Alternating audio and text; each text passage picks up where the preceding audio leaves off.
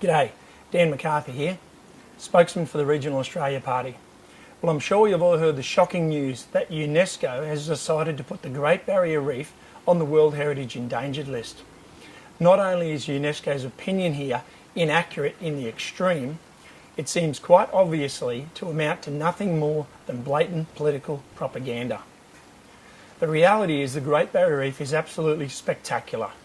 It's in fantastic shape. It's very healthy and abundant with coral, teeming with fish and other marine life.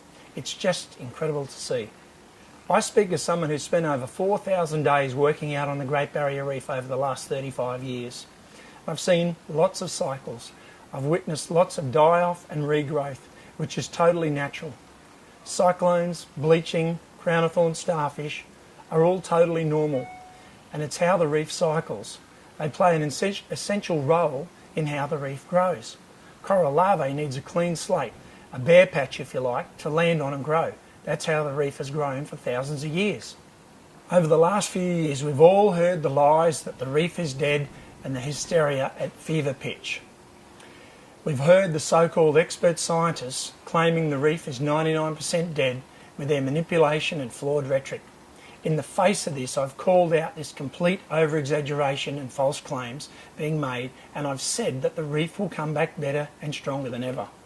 And here we are, only a few years later. The reef is absolutely brilliant. It's spectacular.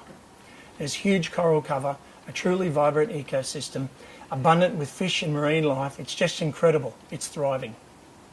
I've literally just come home from a couple of months working out of Lizard Island, and I can tell you the reef in all her glory will take your breath away. This draft proposal by UNESCO to list the reef as endangered is complete and utter garbage messaging. There's not 1 ounce of credible science to back up this outrageous claim. It's a sick joke. What sort of organisation would make a huge and damning decision without even inspecting the reef itself or producing robust science to support this position? The truth is they don't have any evidence, not even a shred. Yet they are on a warpath which will completely destroy the Great Barrier Reef's reputation, and in turn our entire reef tourism industry, and will have a tremendous negative impact on our regional economy. And all thanks to the green extremist ideology and pushing their anti-fossil fuel agenda. It's very interesting that China now chairs the very UNESCO committee that is making these outrageous claims. And China will host the UNESCO meeting next month. We all know that China is by far the world's biggest polluter, yet they have the hide to tell us we need to act on climate change. This is a whole new level of hypocrisy. What also needs to be acknowledged here is that our own governments at state and federal level and many of our local MPs have been in bed with the lies and feeding the lion. Many of our MPs have been complicit in pushing the narrative of the green extremist lies and the dying reef hysteria. Some have even benefited financially through these lies. But now the chickens are coming home to roost.